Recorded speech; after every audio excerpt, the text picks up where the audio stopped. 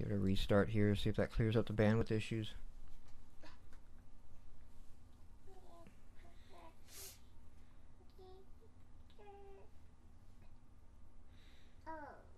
Oh, now it...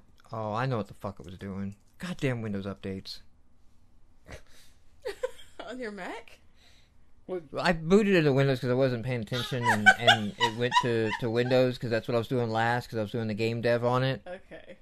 And, you know, Windows. There's a fucking update. Let me go grab it. Go download all that. There's a vulnerability in Microsoft Excel if you grab your cock and click the left mouse button at the same time. Here's a 20 meg patch.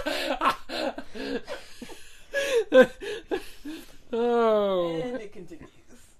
And I'm just on chocolate milk tonight, guys. That may be the problem. It could be. Could be a sugar is worse than the alcohol. You are not drunk enough. Anger management. Ah, nice, friendly.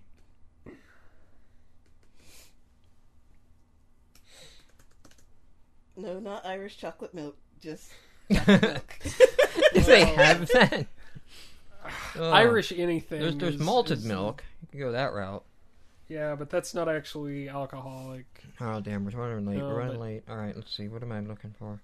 There's actually... Do do do do do do do.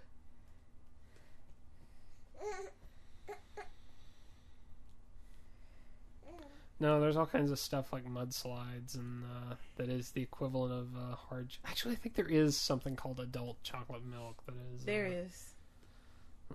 I haven't tasted it yet, but I think I'm not really big on milk to begin with. Chocolate milk is the only way I'll drink it most of the time, which is how I should have known I was pregnant with her. Is you started drinking... Just drinking milk. I don't know. Have you tried like malted milk? Because that stuff is good. Not a big milk drinker. The cows, they don't like my insides. Oh. Not unless they're steaks. Meaty, yummy steaks. Wow.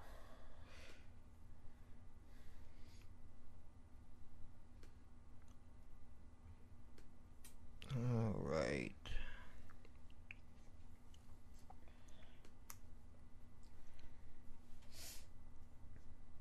Are you going to hold this? There you go. Pick it up. You can do it. Mommy's going to drink her juice.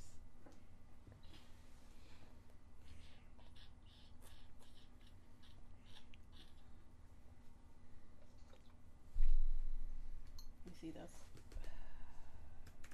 why it's in the bottle. What are we talking about on Sunburn?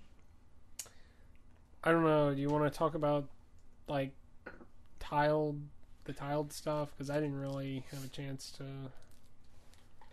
mess with anything. I didn't. That's something I can talk about on the show, but I don't want to talk about that at the beginning. I mean, you can not necessarily get into tiled, but you can talk about, you know,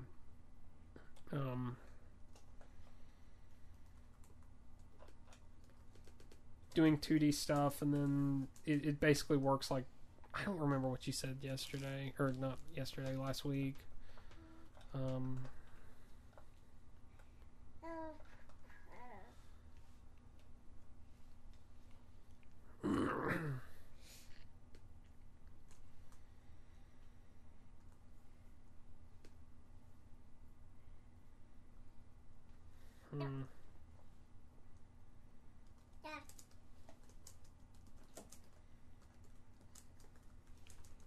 don't know. Maybe we'll recap the getting started with it.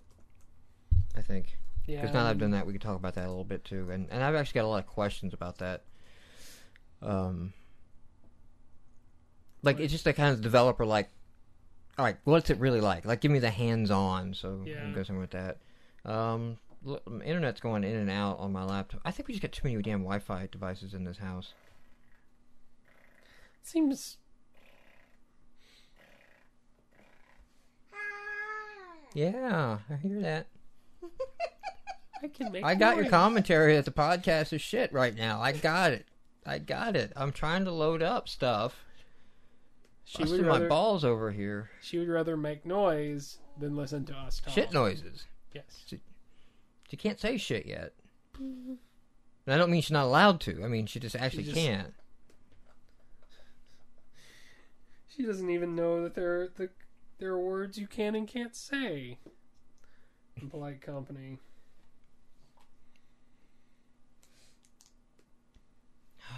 I'm constantly losing Wi-Fi over here. You're not pinging Wi-Fi, right? No, I've no, got you're all Wi-Fi 3G. And I'm not getting the IP errors we were getting before. I think I'm actually just too much Wi-Fi. Might be going sterile. I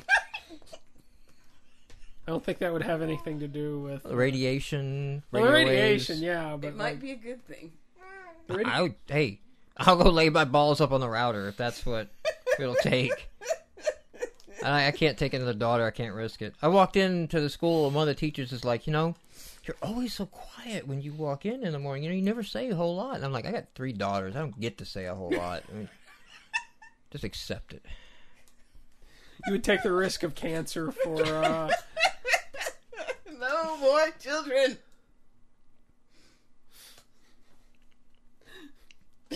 I may not be around to see the other 3 grow up, but after doing this, but at least I know I won't have number 4. The reason why you have 3 children is because you do not want 4.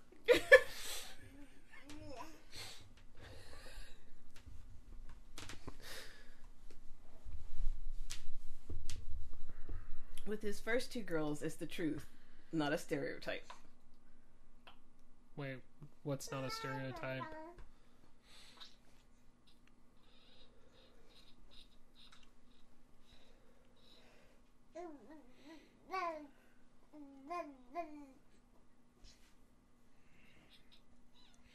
All right, I got a page up that'll work for the games. Page up. Well, I'm afraid of using the tool that we use because it does cores on the fly, and I can't keep the Wi-Fi connection going. So yeah.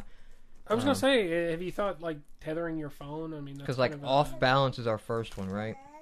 Yes. We did 27 ball funky pool last time. Correct. Yes. Okay. I was gonna say, I mean, we could do like you could tether it off your phone if you've got that. That seems like just asking for more. It makes it worse. Let's get going. Actually, we're already 15 minutes late. Okie doke. Are we streaming again? I don't care. Hey, Dylan. Hey, Mike.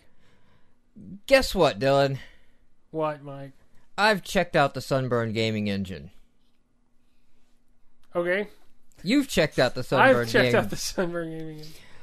Since I've checked out the Sunburn gaming engine, I actually get a lot of questions about what is the Sunburn gaming engine actually like. It's a little dense for a developer on the site sometimes because you go to the site and you see all the pretty pictures of what's being made with the engine, but it's kind of hard to see sometimes exactly what the engine is. What's going on behind the scenes. And what's going on behind the scenes. So the first thing that I've kind of run into a couple times in chat is that does it take over your XNA project? And the answer to that? Yes. No, I don't know. What are you going for? Haven't you used it? Yes, but what do you mean take over your XNA Would you say project? that it takes over your XNA project, or? No, I mean, you kind of want to start from the template, I guess, but it doesn't... So, no, it does not take over your XNA game. You still get your draw and update loops, and you are registering a set of components that are essentially in some managers and some classes that are the tools of the Sunburn gaming engine that allow you to take advantage of it. But at any call, any draw call that you just want to have a switch and go back to sprite batch or just go back to hand rendering and say you only want to use Sunburn for select parts, that is okay. If you just want to register some environment and lighting stuff and not import the objects into the editor itself and load them dynamically like you would in XNA, that is okay. You can do that. It doesn't take over the whole project. You can choose how much or how little it does. Now, there is an advantage to wiring it up heavily because you get the Sunburn editor. But the Sunburn editor, which may not be obvious 100% at the front, is actually launched from within your game. So if you remember your old school Quake console, the Doom console that you would pull down and type in the console commands and that concept. It's that same concept. Only now the console is no longer text, it's a GUI.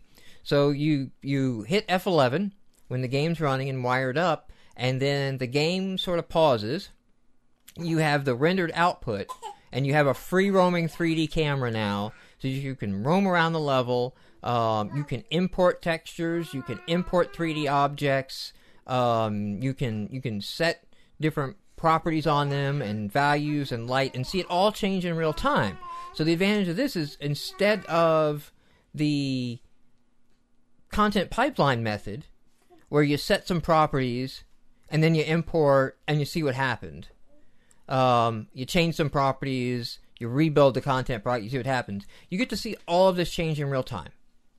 So if you want to swap out textures, you can do that in real time. If you want to swap out light map, bump map textures, or for example, you can do this in real time and see the exact, rendering that you'll get in your game because you're running your game.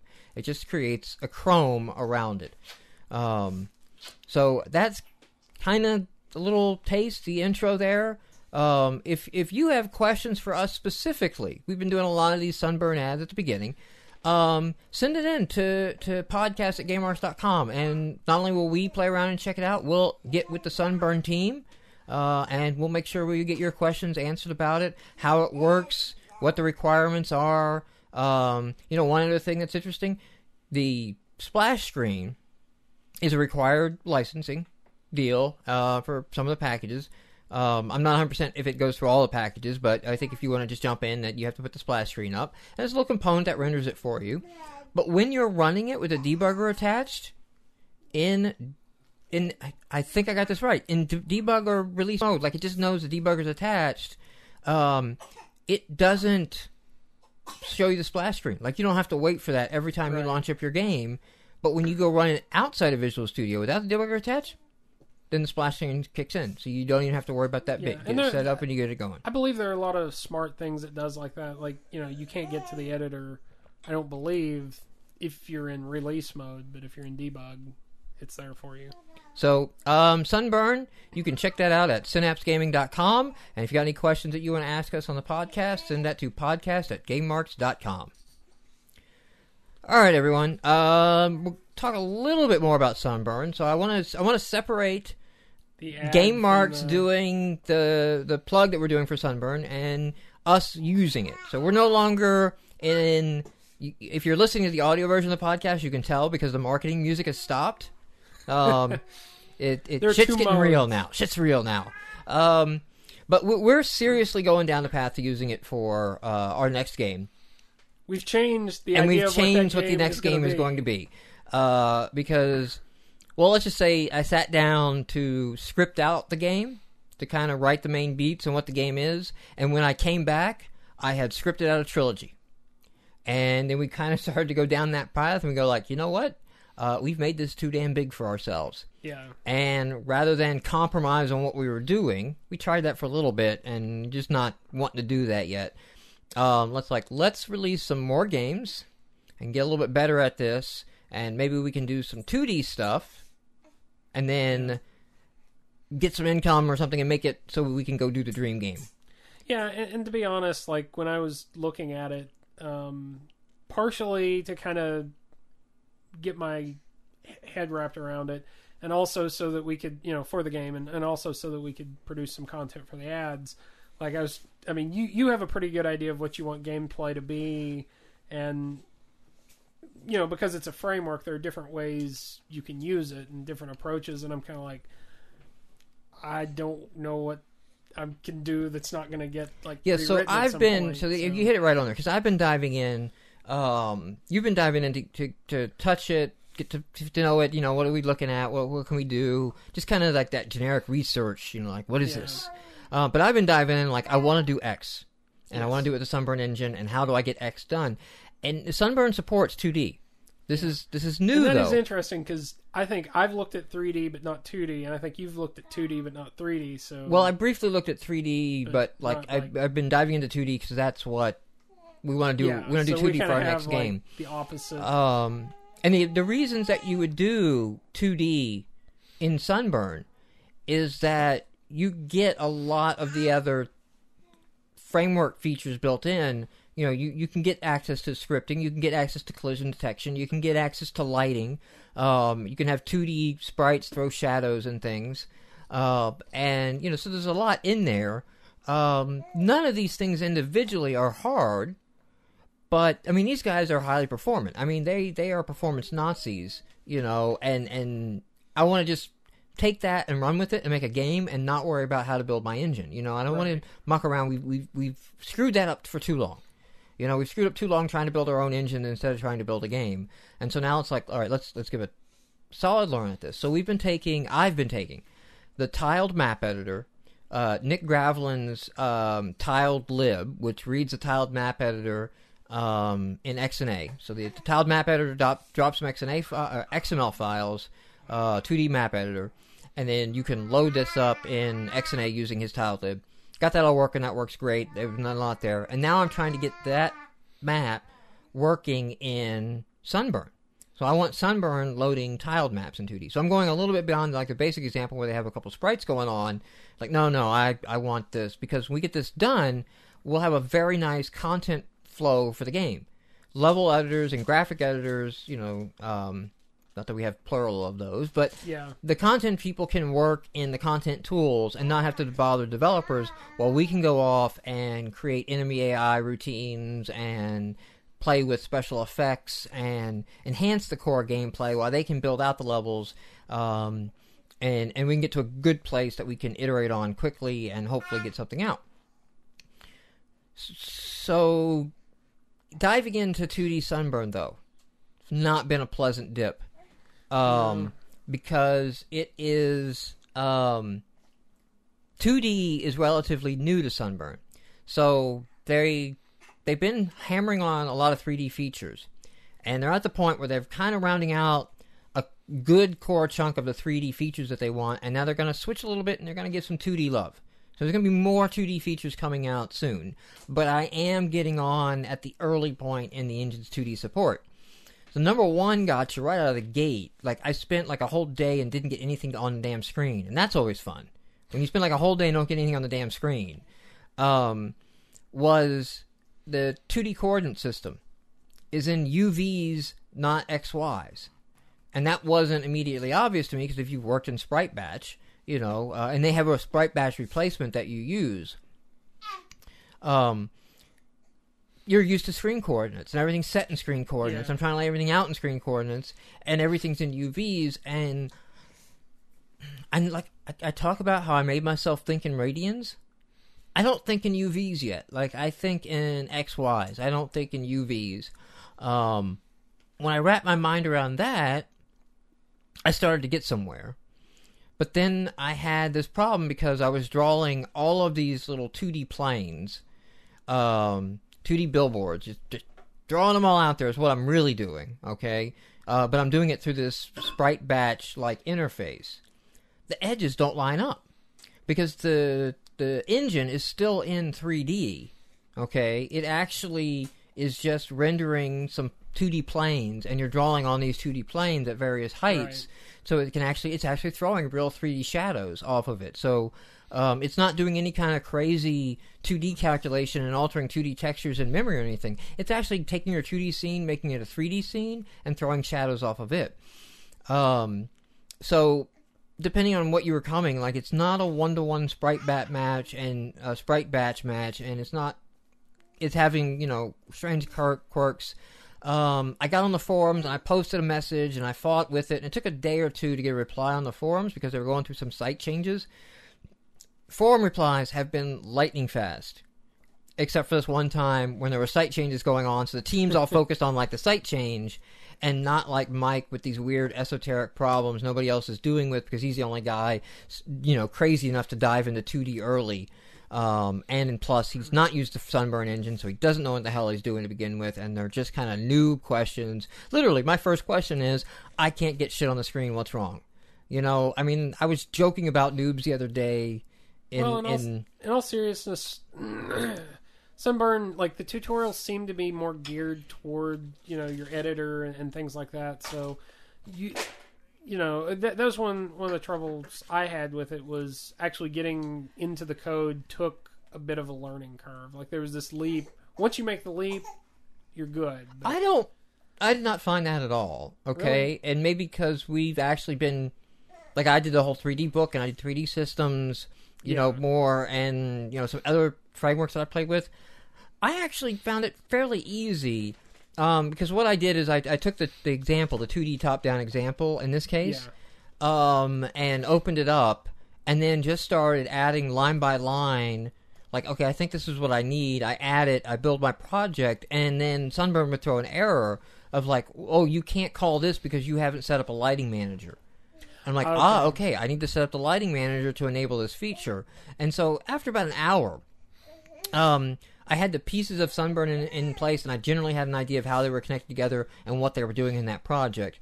Well, I think for me, but I wasn't getting shit on screen. It was like, I know you can do this. I wasn't exactly sure, like, how to get at, like, there's several different objects you have in the starter kit for 3D, and you kind of have to poke around and figure out, like, where the object manager is, how you get something out of the object and you manager. have those all in 2D as well. Okay. Like so, all you're really doing is getting this weird sprite batch replacement that is translating your 2D stuff onto 3D planes, onto 2D planes in 3D space. Is really what it feels like. So you're setting everything else up. Like, it's all in there. It's all called the same stuff. You're getting scene environments and managers and lighting managers and materials set up. You're working with all that. And you're just going through this other, like, instead of, like, adding 3D models and drawing those, you're going to do this. But you even, and I kind of like this. I kind of like this idea.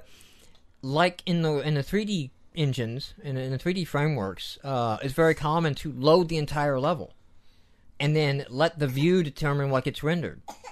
In the 2D world, you're usually doing that yourself. You're usually deciding, you're figuring out this set of tiles. This set of tiles is the tiles that get rendered to screen. Well, what their replacement for Sprite Batch actually has this Sprite cache that you carry around with it as well, so that you write everything to the cache, and then it just decides what it needs to render from the cache and what it needs to change between scenes. And you basically get a whole lot of performance because you're not redrawing a scene every time. It's just kind of caching it and carrying it between scenes.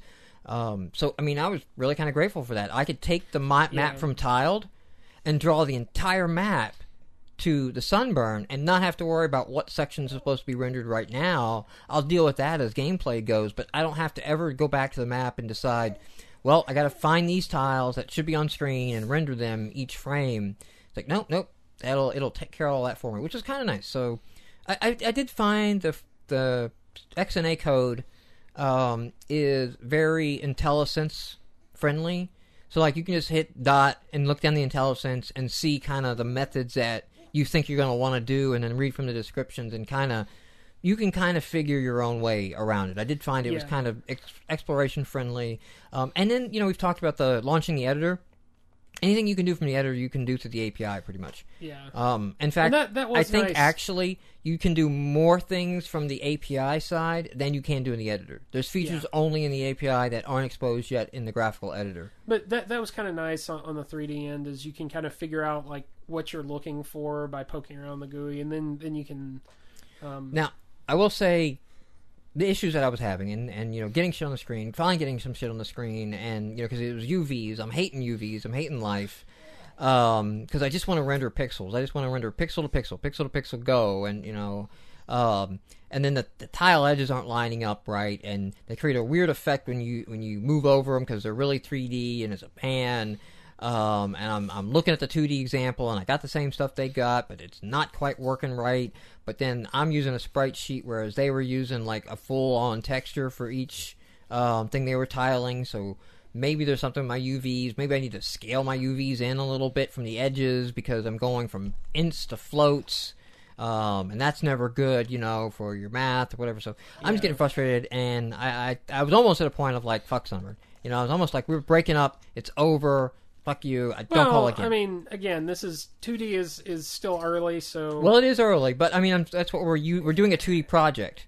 Yes. So it's not going to work for the project. I'm not using it because it's not going to work for the project. It's done. It's over. I'm not going to go to a 3D project to use it. Oh, no, I wasn't saying that. Yeah, I'm not going to change my game so that I can do a game in Sunburn. We're not going to do it. I'm going to go back to what we did. And then the site update got done and some posts came in. And then it was like, oh, we'll go here and fiddle this preference. And that'll clear up the edges that you're seeing, because you have this setting and go change it to this preference in there. Make this one line change over here. Make this other change over there. And then, boom, we were back on. It's like, now, okay, now we can talk. We'll go out to eat, talk about a few things.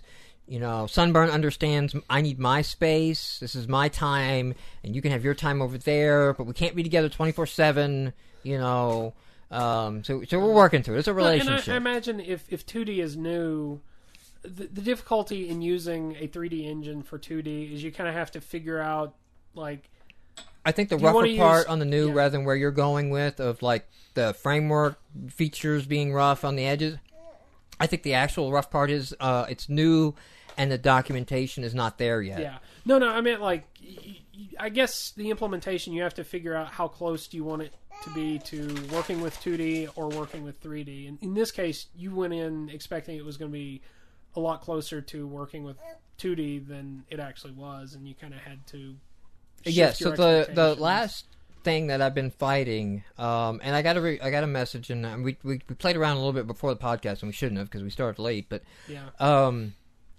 was that you actually have a 3D projection. You actually have a matrix, a camera matrix, all that stuff's going on in this world, and you have your 2D sprites at various points between the near plane and the far plane, and the problem is that I want the far plane to fill the screen. Okay, so I want to set all the tiled map to be the far plane, and then I want that to fill the screen. But the framework is written such that when you're working in 2D, you pass in the width you want of your 2D image, and that calculates the near plane and the far plane and the camera views in the matrix to get that get that width to work. Yeah. You don't actually. This is actually a place where if they let me specify the raw projection, I probably could have gotten what I wanted. Through cheating and doing some projects and unprojects or something on the viewport, I could have figured out, this is where I want to be. But there's some values that are kind of hidden from you because they're trying to make it, 2D friendly. But what happens is, so it's sized for the near plane, so things at the far plane appear smaller. Objects on the far plane appear smaller in the rearview mirror, and then, it was desired, so I was trying to figure out, what's my mathematical adjustment, because my only method of defining the view is the width of the near plane. And I was like, that's math, and you got me. I'm lost on, this is so weird out, There's some value I don't have. I know, it's I got a lot of pieces of the equation on the board, but I don't recognize the obvious pattern here, I don't recognize how I can just go in there and, that's what I want to, that's my angle, and this is what I want to place into, my matrix creator function, to create my camera matrix, to create a view matrix or, projection or, whatever. It's no, that part's hidden from me. They just want this flat width. But John got back and established, hey, here's the thing, and the far plane is 10 times the size of the near plane, and here's your Z positioning, and, it's set at the 0, it's set at the, so he gave me some pieces and all that, so I should be able to now get in there and get it set up exactly like I want, and then I think we're actually going to be rocking with it. Is this something that you think maybe in future versions they should expose a little bit more, because people are going to want to play around with more of the there's an argument. I mean, there is an argument for I'm not for UVs over XYs. Yeah, because it's much easier to do scaling when you're working in UVs than it is in XYs. When you're working with textures as opposed to I think I would like to right now, but I'm new to the thing, so I'm like coming from And knowing I didn't Sprite intend Batch. the question as like, what should they do better? It's more like, Well, we're yeah, developers, let me answer they're here. So, developers, coming from Sprite Batch 2D programming to Sunburn, yes, I want to specify everything in pixels, and I don't want to, I want to throw a switch that says this is the width of the low base level, and be done with it and have all this hidden from me and not deal with it. But I don't know, the further we get on that game, if my opinion may not change and go, no, I kind of like being able to do some of these things. Or, maybe this stuff is solved with overloads. Maybe this stuff, because it could take, a function can very easily take floats and take ints. And it's like, well, if you pass in ints, you're passing in screen pixels. If you pass in floats, you're passing in UVs. and do some And you could do that. behind the scenes. That makes sense. But I don't know that that's where I would say, like, oh, that's the feature that has to come next. It's like, no, get the cool effects and shit working all awesome in 2D, because that's really why I'm here. I want to make awesome, cool ray guns with cool, sparkly effects and use all your shaders that are in the box. So I don't ever have to write a shader, because you know what? I'm kind of hardcore noob at that. Like, I can get a skinned texture shader up and going, but you know what? I don't have to do that anymore because it's in the framework now. So, it's like, I'm willing to like let shaders be this dark art for a while to me, and just kind of like, that's magic over there. I don't understand that. I'm happy with that for a while. Like, let me make my game, not frameworks. It's like, I want to make a game, not frameworks. And it's such a slippery slope, right? Because as a developer, like, you look into it and you're like, oh, well, I could recode this. Like that shadowing engine, I could sit down and we could bang that out in a few weeks. And then we'd have to debug it. And then we'd find it caused a performance issue later in the game. And then we'd be on the internet reading crazy white papers on 3D astral projection, voodoo, what's it, function, funstrum, up my bounding box sphere. And Frustrum, the word that neither of us can pronounce right. Yeah. I was going to say, because we were having this discussion earlier, and like, I'm pretty sure I said it wrong, and I don't know that you said it right either. And yeah. There's a question for chat. So that's the reality of where we are on the journey. We won't update every podcast, but as we get further down, we'll definitely come into it and then like give a developer's view of what we're working at. And I think it's like what was it, like $150 to get the indie edition, but then like it was $250 to get the pro if you were a Creators Club member. I think so. There was a discount. Yeah, there was a discount applied, and it wasn't much. And I mean, in the grand scheme, if it works for you, like $250 is not a lot. I think. No, it's probably your entire profits from your Xbox Live indie game. But at the same time, if you're on the Xbox Live indie games for profit, you're doing it wrong. Well, but there again, like, you buy it once, and in theory, if it helps you crank out games faster, you got a better chance of making that up than if you spend a year working now, speaking about profits on the game, segue into here, there's a big bunch of news this week on the $1 million of Fortress Craft. Wow. But they made $1 million. You can't take that away from them. No, you can't. You can't take that away. I'm not like, wow, I can't believe Fortress. It's like, but I got linked to some arguments off of the XNA chat. Stegs kind of linked me over to like this whole other crisis that's going on in the iOS world.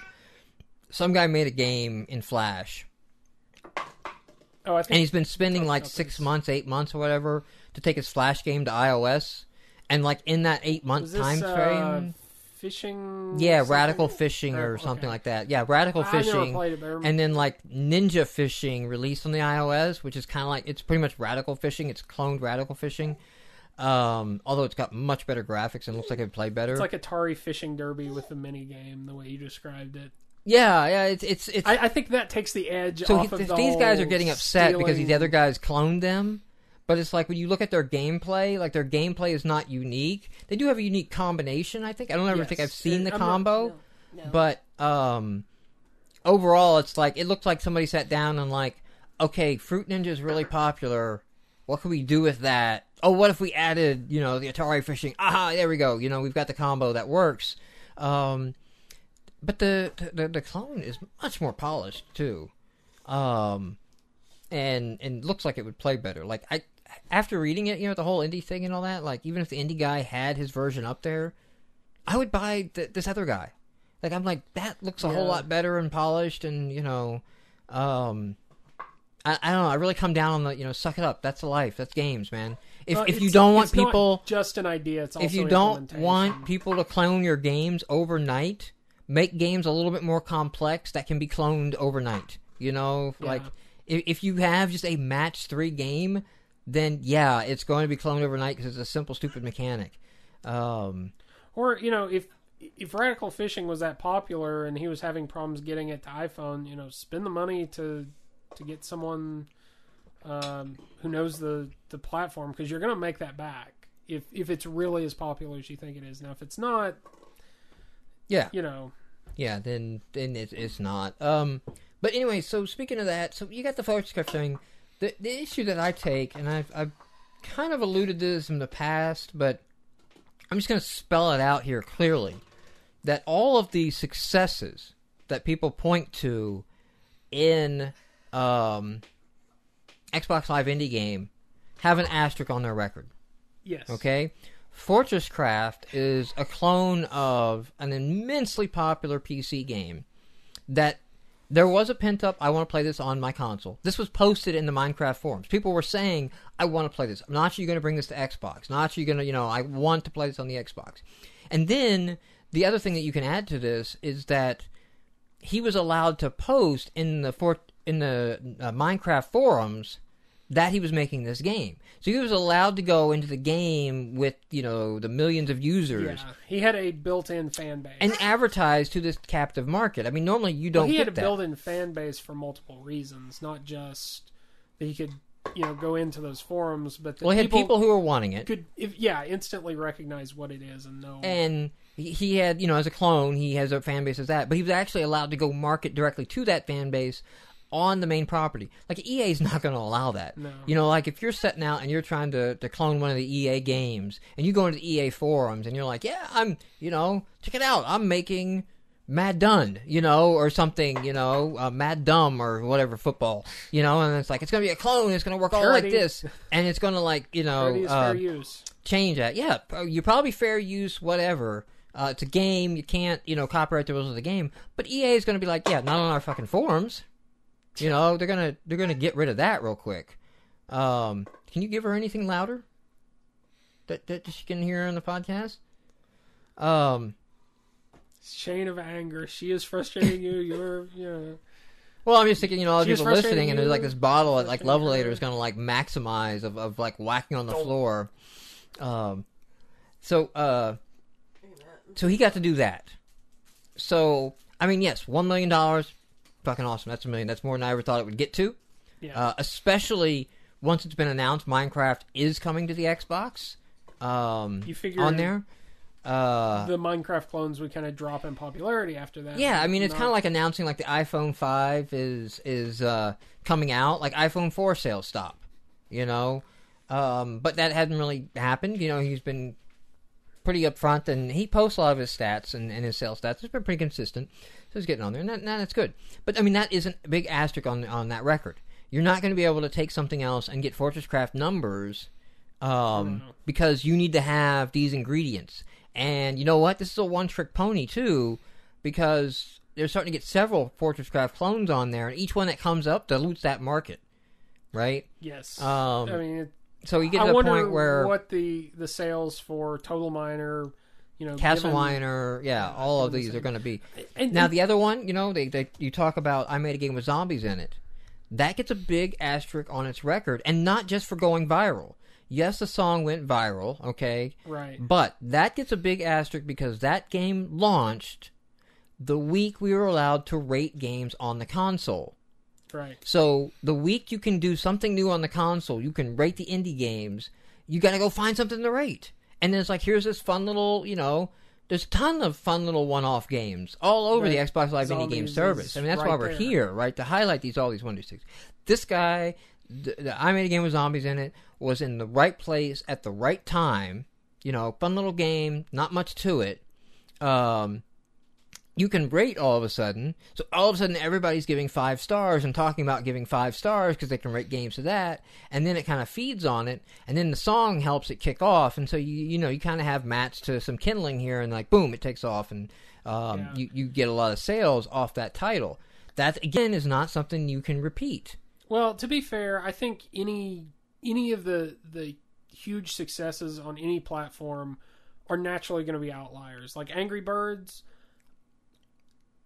you can't expect that, every little puzzle game that kind of follows that formula is going to have that level of success. I don't know what the reasons. I mean, it's asterisk. Well, it's Angry not Birds. as big. No, see, that's a healthier marketplace, and it is a healthier Angry marketplace. Birds was one of the early games. It was an Angry Birds. It was Fruit Ninja, etc. These were the early games to understand the UI and the interface of the mobile phone. Okay, so they succeeded. They don't get an asterisk. They tip. They did well. Okay, they had a healthy market and they could grow to it. What I'm saying is like the argument that Fortress Craft $1 million.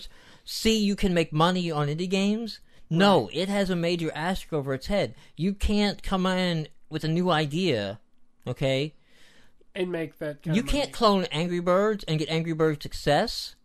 But there might be some other idea.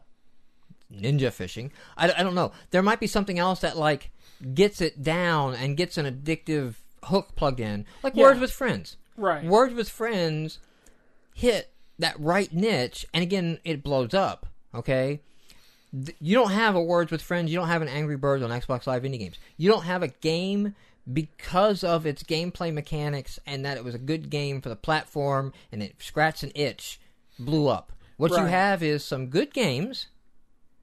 But they also had to be in the right place at the right time. Right. Well, I mean, in these...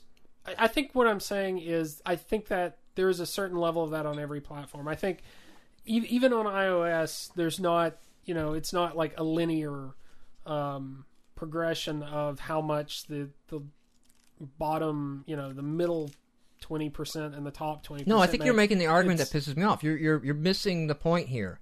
Okay? There are no success stories is what I'm saying on Xbox Live Indie Games. The success stories on Xbox Live Indie Games have an asterisk to their record. They got in on steroids in the home run record, okay? Well, what about... What I'm saying is on iOS, there are legitimate Babe Ruths out there, okay? No, you don't get to guarantee that you get to follow that path. No, but there are successful ones. There are successful game developers who have struck their own path there.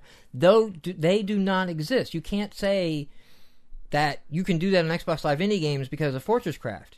No. You can say on iOS you can hit a big home run because of Angry Birds. I'm arguing that Fortress Craft, yes, is a bad example, but even Zombies and Breath of Death and things like that. Well, see, Breath of Death and Cthulhu, they don't really enter the same league of sales as Zombies and definitely Fortress Craft. Those are just ones that I thought of. They're kind of the high watermarks. The Breath of Death and all that, like $20,000 to $30,000 seems to be the best you can expect.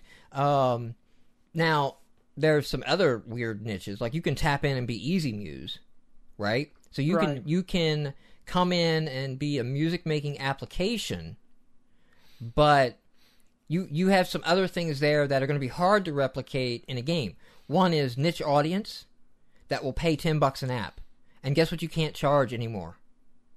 You can't charge $10 for your game. So replicating that is like, that used to might be possible. You used to could come up with an app that might be able to take off, and then people would pay that for that application. They might not pay $10 for a game because $10 is Xbox Live Arcade territory, and you're definitely no XBLA. So in the mind of the consumer, they're not worth it. But now you can't charge $5 for a game and not look. Yeah, I think what I'm saying is not that the $1 million number on Fortress Craft, yes, it has asterisks, but even if it didn't, the huge successes are not the benchmark that you should use for a platform, asterisks or not. Because they are not what you can expect. When you look at a platform, you want to gauge potential. You want to know what your expected is, okay? Yeah. What's the average iOS developer getting? Fucking shit, all right? Exactly. That's the truth. But what's the potential? Where can I go with that? Oh, well, I could go as hard as fucking Angry Birds and be bought out for $30 million. Now, evaluate the potential of the Xbox Live Indie games. What is the average developer getting? Fucking shit. What's the potential? Fucking shit. See, I mean, that is a valid... Yes, you should look at that because it doesn't have a potential curve in terms of revenue. And iOS does. Yeah, because I can take any of the highly successful ones and throw that asterisk down and tell you why you don't have those conditions. You can't manufacture the conditions of Fortress Craft or I Made a Game with Zombies in it to run away with that, or even, Easy Muse. I guess my point is more that you should be looking at things like median rather than average or max. Like you said, the high water mark with median is not a good indicator in these markets, though, because, and especially when you're looking at it, you look at the median, or you look at like the average value. It's like, well, so much of the games being released are shit, so that's why they're getting shit, in revenue. That number becomes meaningless. That's why you can't even the average number developed is kind of meaningless in all senses because the quality, when you say the average. Or, the entry level, the average, the whatever title XBLA makes, I would say that's a good number. Because it's a highly curated service, and there's a set release pattern, and there's a set amount of marketing that goes into each one, and many of these things are going to be repeated exactly for your game. You're not going to have huge breakout titles. You still have huge breakout titles. But I'm saying, so your median to your potential is a valid thing. That's what I meant. It's not as... Your median values in iOS and Xbox Live Indie games, I don't think are worth much considering because you can't draw. You really need to be say what is the median value saying shit, and you can't really get that number easily. Yeah. But I mean the back to the original point is people running up and going, hey, $1 million on Fortress Craft. Why aren't you getting $20,000 for your game? Because they made $1 million. You should be able to get $20,000. Your game must suck. And it's like, it's a huge ignorance. And the ignorance came out even MVP Jim Perry. There was an article, on Game of Sutra that Jonathan Blow, it was taken out of context. Okay, because Jonathan Blow was in there in the third comment on Game of Sutra. I was like, wow, Jonathan Blow reads Game of Sutra. Holy crap. And he's basically saying, this article is shit because it's taken out of context. Because this was an hour-long interview, and they got to a point where they asked him about his negatives of XBLA, and then Game of Sutra took that hour-long interview and took just the negative points about XBLA and posted an article on that. And then posted all the high points of Steam. And made it look like Jonathan Blow went out and said, oh, Xbox is shit, and it's total crap, and, fuck it all, and Steam is wonderful, and cinnamon and rainbows and unicorns. And the reality is, he was going through, pros and cons, and his main beef, though, was that, the thing that he was mostly complaining about was that Steam comes to you, set agreement, here it is, your Steam deal, get on, gamer, do it, here's your development, there you go. All right, these are our terms, these are our contracts. We obviously don't bend them for anyone, including EA. This is what the deal is. Take it or leave it. And Microsoft fucks you around as a small company. Microsoft sends you a contract that you can't possibly fucking sign because they're trying to own your IP and fucking take all royalties and just screw you to shit. As we've said before, this is console. Yeah, it's the console market. It's like record labels. It's publishers screwing over. There's a gatekeeper. The actual content producer, and he basically, spent several months of his time negotiating a contract that he feels is bullshit. Microsoft knows this contract is shit, and they're just trying to get the ones that will sign it and take advantage of them. And that was kind of his main thing of this is what he means when they're not good for indies. They're sending these whole contracts. They're going to lock you up. You're going to find out you don't own the IP to your game anymore. You signed a shit contract. The publisher owns all the IP to your game. They control whether you can make a sequel to it or not. You're just going to find out all this weird shit. And Steam doesn't do that. Steam's like, hey, we give you 70% of your sales, and we'll put you on a banner for 2 weeks on the ads, and you can do sales this often, and these are the rules. It's just a kind of a straightforward distribution agreement, not a publisher agreement, right? Right. But in there, like, Jim Perry calls Jonathan Blow a whiner. And it's worth reading because Jonathan Blow responds to Jim Perry. And I was like, wow, talk about being called on your shit. You know? For that moment. And we've talked about Jim Perry in the past. He's being the one guy that can really piss me off just by reading. I had to shut down the browser on this. I had to, like, step away, go down, get my Frappuccino early, so that I did not start replying in this thread. Because that would have just consumed me. He'll do it. And, you know, it's like, for me, it's not like someone on the internet is wrong.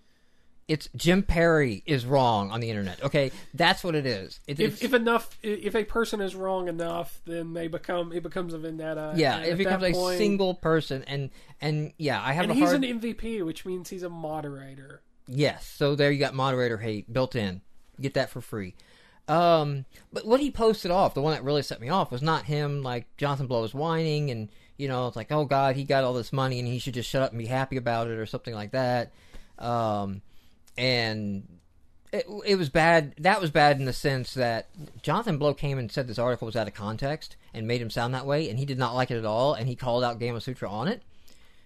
And you read past that comment and posted your comment, so he's already got a ton of comments of like, did you not just read the comment two above yours? Say, knowing how comments work, he probably didn't read past it. One guy made the perfect response to Jim, which was basically, so you came in and posted your reaction, your gut feeling reaction to the slanted article ignoring probably Jonathan Blow's through facts. The article, that's how the internet works. And I'm not talking about Jim Perry because I don't know him personally. What he said, that's how the internet works. What he said was, because somebody pointed out, like, you know, isn't there a game, you know, and they started talking about Cthulhu, where basically in like a week, he eclipsed by like an enormous amount his sales on Xbox Live Indie Games on Steam. Yes. And Jim Perry goes, well, he had an RPG, and RPGs don't work on the console. And that's what fucking pissed me off. I was like, are you fucking serious? Like, and I had to walk away. I could not post. I could not get involved.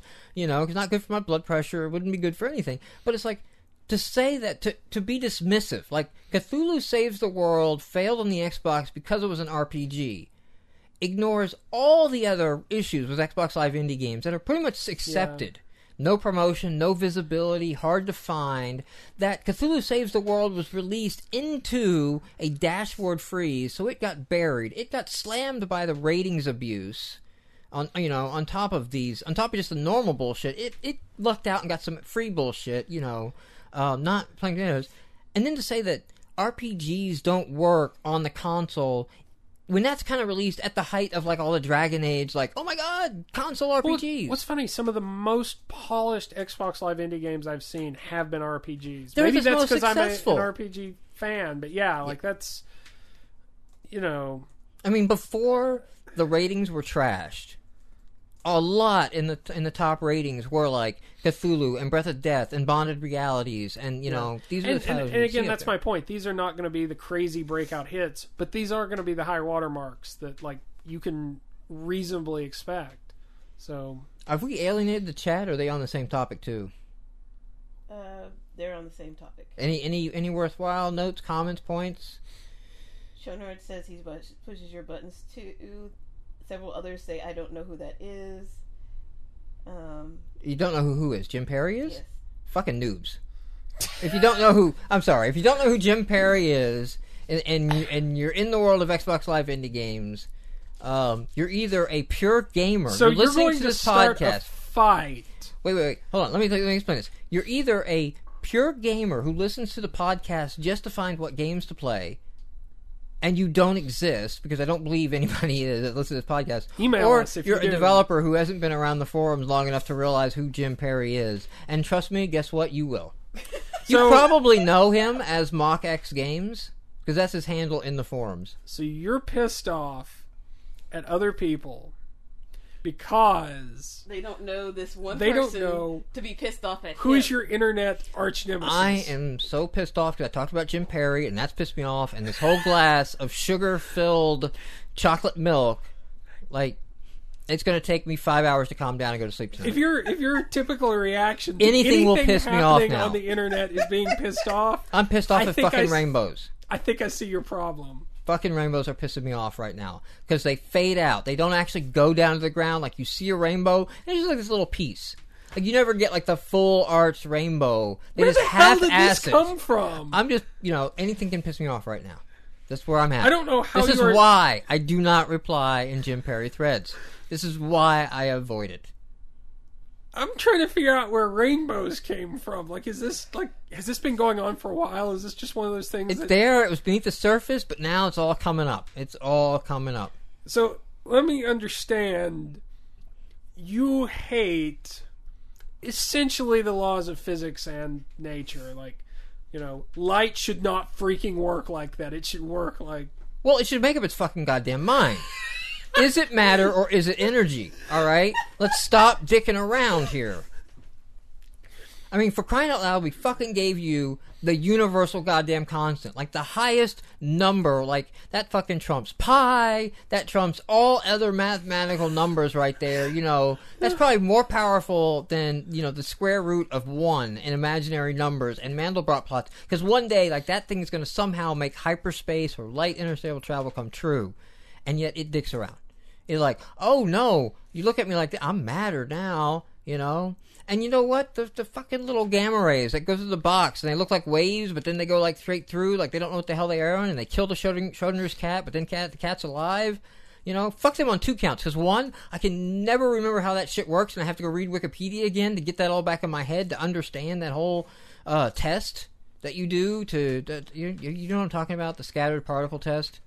I don't know the scattered particle test, but I know what you're talking about with... Oh, are you talking about the ones where basically they fire a beam through like 2 holes? Yes. One of 2 holes, and it comes out both of them or something like that? Yes, so you get like both. You get like this weird like... So if if water goes through the slots, they ripple. And then you have like the ripple of the beam, but then you have like the scatter points. But then the weird thing is that you have the scatter points in like both places, at once. Like in the place that it couldn't be, and fuck that. Just fuck the physicists, because they got this shit wrong. Really, I mean that's really what this is. They can't tell me what's going on. You don't think maybe there's like some sort of inherent? I'm just saying, if you spent your entire life schooling and everything on to understand this shit, and then you die, and then we don't have an answer. What good were you? What did you contribute, Wow, that's depressing. Now you should be mad at someone for that. Like, I don't know at that point. mad at a physicist who spends his entire life and then just like comes up with the Heisenberg uncertainty principle, but like can't like explain it. So you're past anger at this point. You've grown. Public service announcement. Her name is Cicely, not actually Robin. Freelance Games tweeted to GameMarx Robin, and I just want to point that out, that the Robin is just a mild racist in-joke that we've had on the show from the Howard Stern show, because Robin on Howard Stern is there to laugh at the racist jokes of Howard Stern, so they appear okay. That's the joke. The Family Guy has made that joke. That's what it is. So just PSA... She's not actually... She's named Cicely. She's Arkadracker on Twitter. It's not actually Robin. Glad we cleared that out. I'm glad we did. I have a Gamergeddon article of 8 reasons why you should make a indie game that came from none other than Jonathan Fluke of Silver Dollar Games. Ah, yes. Actually, I meant to go back and read that, and I forgot about it. Know skimmed over it. That at this point in the podcast, given the prior history of the podcast, we should start on this one. Okay. But I will just say, point 8 was Jim Perry and the other MVPs. And it's just 3 paragraphs of MVP love from Silver Dollar Games specifically to Jim Perry. And this is another point of... This is not making you like him anymore. Well, no. This isn't a like or hate thing. Okay, Jim Perry goes into peer review threads and tells you he's going to fail your game constantly because it shouldn't be on the service, and then just like fails you for bullshit little reasons because overall you shouldn't be on the service. and he will just leash on and take it down. And it's weird because if he was just wrong, okay, he'd just be somebody wrong, and I'd let it go. The thing is like, no, the game shouldn't be on the service. Like, I agree with that. Like, the dating sims, they were getting bad. And we said on the thing, like, Microsoft should pass a rule, and they shouldn't be on the service. They're bad. The how to pick up women, we don't want them. Like, get rid of them. But they weren't technically doing anything wrong by the rules. Well, they were technically doing things wrong. Like, he was failing them on evil checklist things, right. But the motivation was like, I don't like you. And so I'm going to be a pain in your ass until you go away. And then it's like, but I don't like that behavior. Like, that's not the right answer, but I like the results. I just don't like how the sausage is being made here in this instance. The letter of the rules does not give you the right to violate the spirit of the community and the system. Silver Dollar Games gushing on specifically. I mean, I'm not joking. They're calling out Jim Perry as like we love the MVPs, and we specifically want to say what an awesome job Jim Perry does, and how much we love him, and he is the best, and he is answering the questions, and just so helpful and wonderful and cheery. And it's like it's like the Silver Dollar Games, the why did I buy this game? Yes. Like, is it self-realization? Have they become self-aware? Has the Silver Dollar Games Skynet brain, become active, and now they're fucking with us on multiple levels? Well, and this is a big mind fuck on Jim Perry to like couch him from like attacking their games because like we're going to kill him with kindness. I'm going to throw out a possibility here and just get an alternate theory. What if this is the world's biggest and most perfect troll against you? Oh, so they've set all the pieces because they know that guy would just focus on and obsess on, like, why? Why would Silver Dollar Games, why would Gold Digger Games praise the harshest MVP of the service? The harshest of the moderators. The guy that is more black and white than any of the rest. You either are with him or against him. There's no middle ground. And to be fair, and I think we talked about one of their previous press releases. They just have a very different viewpoint of making games than we do, and they call that out. They call that everything. That's one of their points. Everything is a game. Like, you can go on Xbox Live Indie Games, have fun, do crazy things. You're not restricted. And I generally sometimes I drift. We are harsh against them, and sometimes I drift, but for the most part, I agree. I agree that it's better to have the ability to put crap on the service, to have somebody step in and start making a gatekeeper. But we need better controls to filter out the crap, from the consumer side. That's what's lacking. But I think generally making a lower barrier to entry. But I mean, even if it was like the barriers to entry on iOS and there's no Android barrier to entry. No. iOS and Windows Phone 7 aren't really barriers to entry as much. They're as a barrier to entry as Xbox Live Indie Game. There is an evil checklist, essentially, on those platforms. You have to do these things. Read the guidelines, meet the guidelines. And the guidelines are published, and it's not hard to get down to them. Like, this button has to do that. Like, somebody has to be able to hit the home button and go to the main screen, and that should pause your game.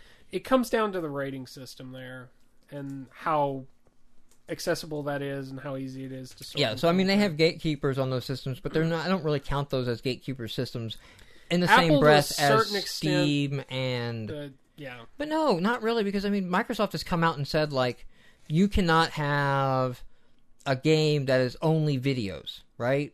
Right. And Apple has come out and said no more fart apps.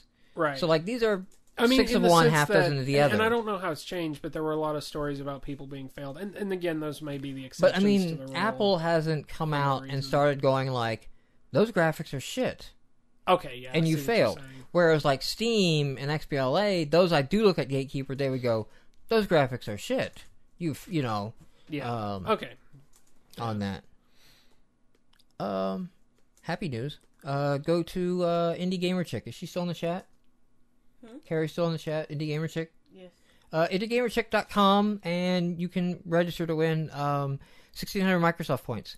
And I think there's some criteria as far like the number of Twitter followers, number of Facebook followers, etc. As those get hit, you follow the account. That's how you enter. She'll give away more cards. So that's $20 Balmer, or that's $20, 1,600 Balmer bucks, but that's $20 USDs. I don't know what that is euros. I don't know. Might as well be 1,600 points as far as I'm concerned. To Google. That's what the hell, wouldn't that be awesome? If they just said, like, fuck the euro, we're going with Microsoft points. That's our currency. That seems like a bad idea. I don't know, like, Economically reading, speaking. like, how bad some of these European countries are might not hurt. Because you can then just wait for a point sale. You can just go to, what's the website that everybody goes to buy their game point cards? Gamerpoints.com or whatever? I have no idea. There's some website that's real popular. Like, it's just like gamerpoints.com or something. And you can go basically buy discounted point cards. So then they can buy their way half out of the debt. Because they just go buy point cards and, pay them off. Punch in a code. Debt gone. Sounds like a scheme. She says it's three $20 codes. 3 $20 codes. Yes. Yes, 3 cards, so three codes. Is what did she hit? Have you hit the thresholds to give out more than one card? Bad to ask questions on the chat because of the delay. Yeah. So we'll come back to that She one. has 3 of them right there. I know that. She said that before you asked the question. Equal to 1,600 points. We've well established that. Yes. Equal to $20 US, an unknown amount of euros, and 1,600 space points. the France's current deficit value. Not Yeah, even based on close the new yet, she systems. says. Not yet? Nope. Okay. So jump on that. There's a link on our site. We'll get a link in the show notes as well. Jump on that, sign up, get some free points. You don't have to spend them on indie games, but you fucking should, bastard. Like you win this off an indie game site, like at least get one. Like go out, buy Bastion. Or Like for 1,200 I made points. a game with zombies. Yeah. But then like go buy a couple. You get these for retweeting reviews that she does of indie game summer uprising games. Yes. Or you get entries for that, so like you're gonna have content unless you just retweet without reading, in which case I don't know. You were doing Twitter wrong. So now it's time for our new releases of the week. Just push ahead. Are you sure you don't want to rant some more about rainbows? No, I gotta get. Don't get me pissed about the fucking rainbows, because then we're gonna have to talk about leprechauns and pots of gold and unicorns. Or we can And go back to glitter. things Yeah. contradictory. Now it is time for the Xbox Live new games of the week. This week is August 5th through August 11th. And our first game up this week is Off Balance by the developers who brought you such great things as Boom Kicker and Boom Kicker Reskinned Was into it them? Eye Candy. I didn't No. realize. Dandy Soft, yeah. Danny said, okay. Did they do the box stacking game that came out a couple months ago? I don't know. Like, we've been doing this so long. They All the they games have just run done the together. Eye Candies and the Boom Kickers. Oh, and 1, 2, and 3 Super editions Sequence. of Super Sequence. Okay. For Your some Simon reason- Says to the Third Power. Okay, for some reason this felt like a different game. All I'm bringing up to say to this is that this is not No. a great. I did not find it a great game at all. It has a significant lag issue, a frame rate issue. I did get an email from the developer. They did send us an email saying, "Hey, they have a patch coming On that." Friday, which is today. Yeah, well, I think they could It's hard submit to it on say. Friday because they went out last Friday or something. So, they got. I don't know where they're at. That's released. So, there's a 7-day period before they could submit or something, and then it has to get reviewed. So it may not be up now. May not be updated yet, but they are working on that patch. It's kind of a physics puzzle game, except for the lag issue. You they drop ran things into. on a teeter-totter, and It would probably be better try as to a keep it phone balanced. game. It'd be an Type of- interesting phone game with better graphics. Yeah. Yeah, I would say that. No. Yeah, you could just tap where you want to I drop don't it and let it fall, and bam. That'd be a great phone game. Whatever. Fruit you play Ninja, again. Farmville, and Fruit all its Ninja. its Cut the variations rope. on iPad. Angry Birds. Off Balance. That could work. It probably is. Probably already out there. Not for me.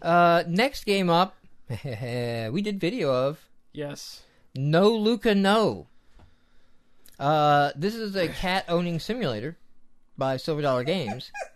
In case you wanted more pain in your life. Yeah, I mean, it simulates, okay. you know, all... Why you don't want a cat. Yeah, you know, it's all the point of having a cat in a game, you know. No litter box or anything else. Just go. The cat wants to climb up on the counter and eat your food, and you have to smack it away. And you keep smacking it away, and it keeps coming back. That's the whole game. Let the cat get the cereal, though. Yes. You know, see all possible endings. Yeah, the possible ending being, you know, that you've just given up. And next game we have up is Repixieland. We did do video of Repixieland. And so this is a match 3 game, and what you have to do in the match 3 game, the twist on this one is there are certain columns you have to flip. You basically have to match something in that column or in that cell. And once you've done all those, you go to the next level. And then after a few levels, there is a boss fight, which basically is a tug-of-war style fight of, you know, whoever you got to match quickly enough to push their health down before they push your health down. The complaint, well, and you'll see this in the video too a lot, is that there's a story mode, and it's very close. Like they're doing a lot of puzzle quest type things. So they make me think of Puzzle Quest. There's no story. Yeah. Like story mode does not have a story. Difficulty I had was just it comes from playing a lot of these type of puzzle games. The way you clear a level, you have to think about it in terms of location on the board as opposed to an individual piece, you know, shifting around. And it kind of fills in pieces you clear randomly, so there's not a lot of predicting you can do. It's neat, it's fun in concept, but I had trouble getting into playing strategically. Next one up is Zombies Ruined My Day. And this is... What would you call it? It's not a dual-stick shooter. It's not a dual-stick shooter, although you control... The control's kind of like a dual-stick shooter, but it's on... Side-scroller. It's a side-scrolling view, but you don't leave the screen. Like, it's a side-scroller without the scrolling. It's kind of a side shooting? Yeah, it's kind of a dual-stick side shooter. I almost want to call it, and this is from someone who doesn't play a lot of tower defense, but like tower defense light, because you set up barricades, and the whole point is not to get through a level, it's basically to kill off waves of zombies. Yeah, I mean, we talked about this earlier. I don't... To me, what makes tower defense, I wouldn't say that, because you're not setting up barricades and everything before the zombies arrive. Just a zombie drops ammo or grenades or a barricade, and you can set one down and kind of control them back and forth. It's fairly simplistic, but it's good graphics. Yeah. You know, so maybe we're checking out. Next one we have up is Goals. And this is a soccer game, and I actually quite well enjoyed this one. And I didn't expect to, because the graphics look really basic. And the gameplay is really basic soccer, but it does just enough to be right, and it's very intuitive to play, and it's like, it's not a EA Sports game where you have 17 button combinations, you know, it's like, oh, are you going to juke, are you going to sidestep, are you going to sprint, are you going to sprint and juke and jump to the left, you know, it's like, all that crap is different buttons and shit, and I never bother playing the sports games anymore because they've gone way too complex on the controls for what I'm willing to commit to. This keeps it really simple, and it's like, it's very contextual. Like, you're hitting the same button over and over again, and that button is pass, that button is steal, that button is, you know, it's kind of contextual. Yeah. Well, if you go into the menu, there are, you know, you can back pass, you can lob, you can do a lot of different things if you want to get more complicated, but you really only need one button if, you know. Well, you have 3 buttons. You only need to know 3 buttons and move around the screen, because the shoot and the lob button, I think, are shared, and it's just a contextual thing. Well, there's like a shoot pass, there's a short shot, and then there's the lobs. Yeah, so maybe that's I don't know. Maybe it's a 3 intensities or something. But like, you pick it up, and I just started playing, and I had a good time. Without getting I mean, I didn't have to sit down there and try to memorize it. It's very basic retro style graphics. So I mean, it's not real 3D. It's still college across, 3D, stadium crowd and all that. But I mean, it just works. It just cuts out to they did the gameplay well. Yeah.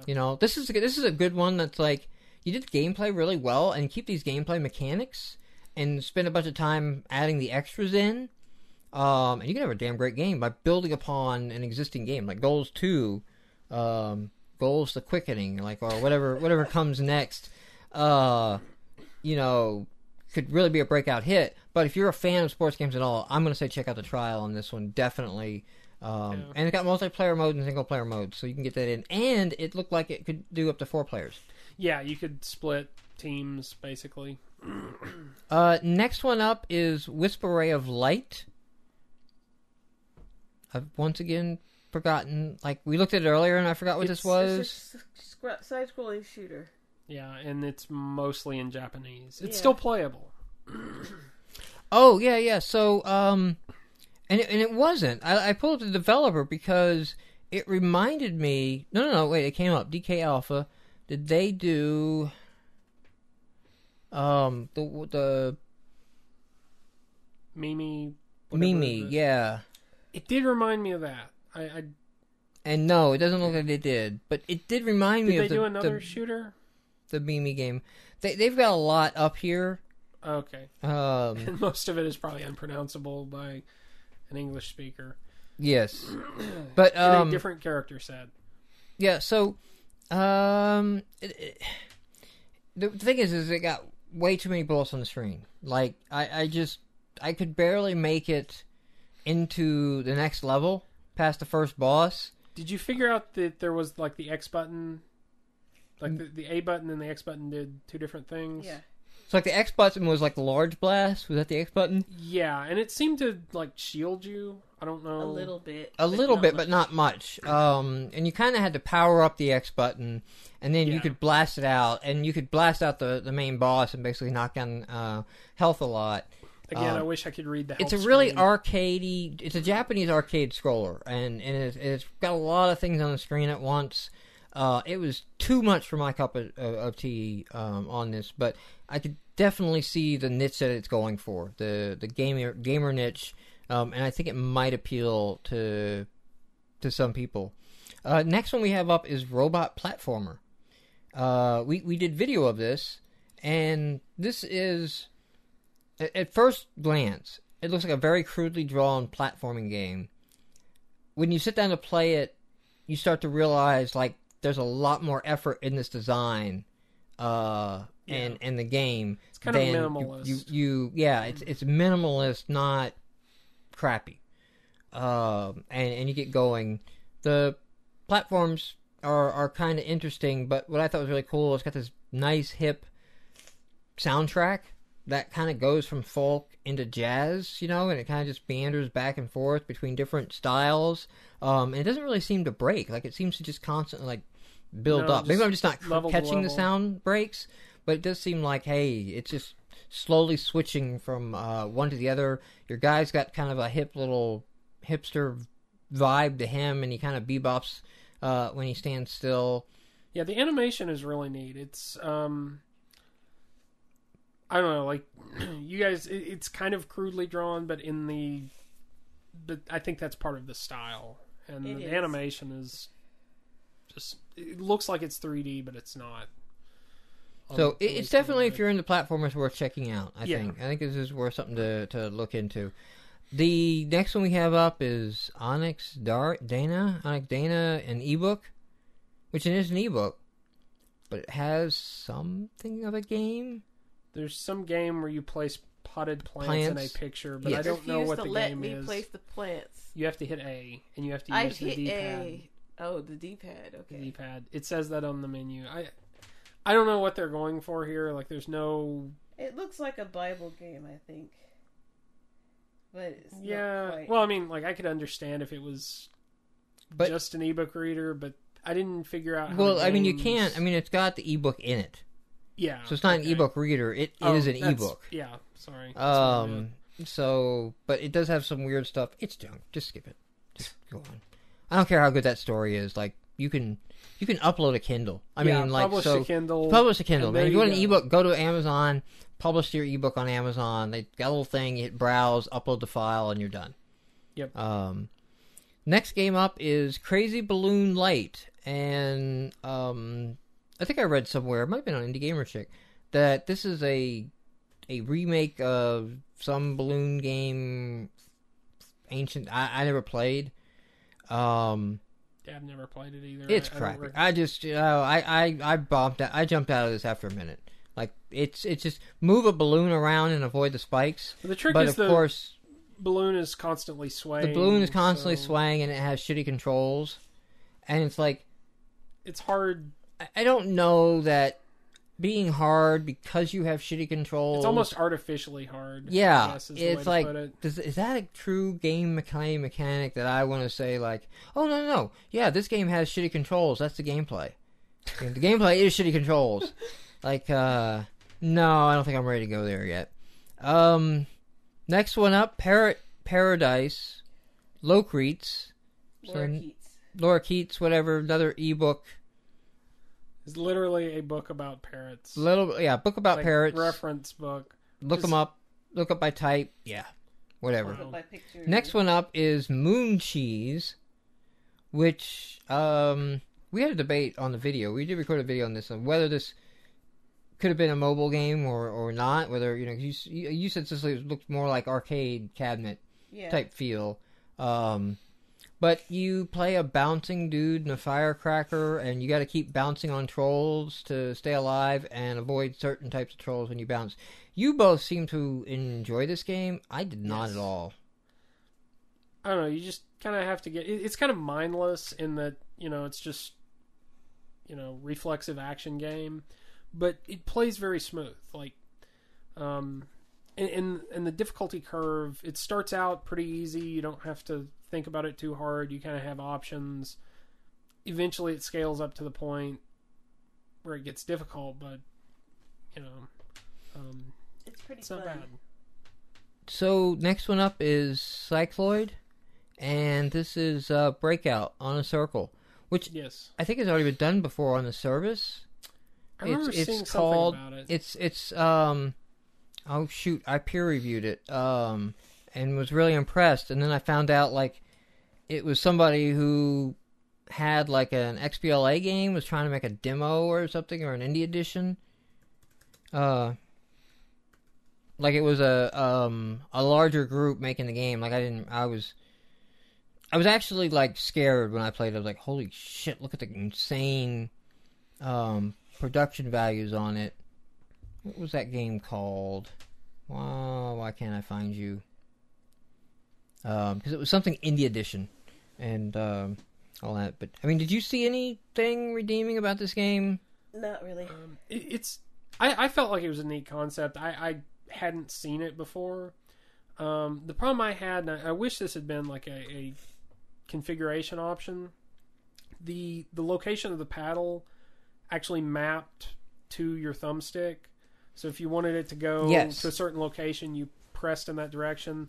What I was hoping for was that you could slide the, you know... Yeah, like, you couldn't like roll relative around. Relative versus absolute, I guess is the way to put it. It was weird. What was also weird is that you could play with the D-pad, but the Really? D-pad was backwards on the top. So the D-pad was like roll right or roll left. So when if you I'd known that... Then No, it was worse. Because when you were on the top, left went right and right went left. Oh. Slam Indie Edition. That was the game that I was trying to think of. Okay. This is a much, much better play on a circular breakout concept. And it's a really well polished game. But then I found out later, like Blackstorm Games isn't your typical indie developer or something, Xbox because indie games developer. Yeah. Although think Slam Cycloid is also on the service, so they have Slam and they have Slam Indie Edition. I think Cycloid could actually be, if they went back and they added multiple configuration options, because like I said, some people may like the way it's set up. I didn't, but if you had that option, I think it would be a fun, little arcade game. What's weird is like Slam and oh no, okay, yeah. So they released Slam and then they released Slam Indie Edition. I don't know why Slam is in there. I thought it was like an XBLA title that they made an indie edition of for that. But yeah, Slam. Check out Slam. Beware of the Penguins. Yeah. Beware of the game. I Beware thought this of one the was going to Penguins. be worse than it was. It was still pretty bad, but I thought it was going to be worse than it was. So this game was payback. Remember how people got pissed because I reversed the camera stick with the shooting stick on Inca blocks? Yes. This one reverses the camera stick and the movement stick. Really? I didn't even notice. I noticed. I didn't know. I noticed. Maybe because I've been playing a lot of first-person shooters lately. Yep. Okay. That I was kind of in that mode, and I immediately noticed, like, no, you have this shit backwards. And then, if you're going to use the triggers to shoot the gun, let me hold in the trigger. Do not make a game where I have to keep constantly pushing in the trigger. That's a pain in the ass, and my finger gets tired fast. Yeah. But this was a Otherwise- shitty third FPS, so FPS, and I don't really see a point to it. It's just holding off a horde of penguins. yeah. Hey, you know what? Speaking of games you don't see a point to, Avatar Farm. It's basically Farmville, which... Worse. It's Well, worse than the original Farmville. You have an opinion on Farmville. I I've like never played Farmville. I don't play it much anymore, but I've got a bunch of other time management games that filled that need. The critical Time what the fuck management. mistake that's made in Avatar Farm, aside from being, well, it's pretty boring to play this in this crew Quick, without water crops. Yeah. crops. It doesn't have It's busy anything work. interesting, there's no social Farmville aspect to it because it's not on a social network. Is that I don't want they to get... kept the real-time aspect of Farmville for the Xbox. So in Farmville, you plant your crop. The crop takes 4 real fucking hours to harvest, okay? It's the same on the Xbox. You have to wait 4 years for the crops to harvest. 4 hours. And log back into your Xbox 4 hours later. And if you don't, that crop dies, and, you'll clean it up when you log into it. So it's not running while the game's running. It's running even, because it's based on the state time, but it's quote-unquote running while you're not playing The clock it. is running. And it's like, that doesn't work on the console at all. That is a shit mechanic there. Come on, Viva Pinata did not do that. You didn't go into Viva Pinata and, your flowers and stuff didn't grow Animal without Crossing you. did that, but Animal Crossing also was not it was not the same sort of busy work game. No, it was not the same sort of busy work game, but Animal Crossing was also on a portable game device. So the idea that you could just, originally it was on GameCube. Well, that's true. The original one was on GameCube. But it was novel at that point. Like, holy crap, how does it do that? Yeah, Please. yeah. And you could share with other people. So And it had a And social you could fuck aspect. somebody else's world up. yes, you could. And Nook is a crime boss. So Love to hate it. that wraps up our new releases of the week. Before we get into the Game of the Week deliberation, I will say I went ahead and played Blow Me Up. It's next week's release as far as our calendar goes. It missed by a day. And Blow Me Up conversation forthcoming. Yes. Stick around, stay tuned. Game of the Week. So let me throw out the video candidates here.